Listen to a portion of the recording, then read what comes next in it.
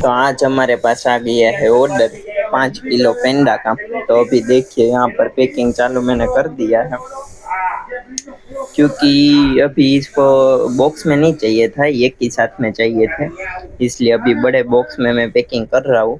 सूरत का ही ऑर्डर है, तो अभी भाई अभी रेपिडो करेगा, उसके बाद में सब पैकिंग वैकिंग करके कॉल करता हूँ, तब रेपिडो में भेज देंगे। पता नहीं अभी कहाँ का है, सूरत का ही है। और उसके साथ में फराड़ी चौड़ा का सैंपल भी बेचना है। आज सुबह से गाठिया का ही काम चल रहा है, पापड़ी हो गया, भावनगरी हो गया, वो सब। और ये पिंडा भी मस्त अभी उपवास में चलता है, त्योहार आ रहे हैं। देखिए अभी सब पैकिंग बन के रेडी हो गया है, यहाँ पर सब स्टैंड में लगा दिया है। झाडा गाठिया तीखी पापड़ी हो गई, मोटी पापड़ी को स्टैंड में लगा दिया है। चलो, इसके बाद में दोपहर के बाद में सेव बनाने का है, तीखा गाठिया बनाने का है।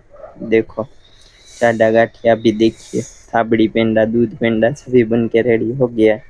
पर सेव का काम भी चालू हो गया, तो चलो फटाफट इसे भी भर लेते हैं।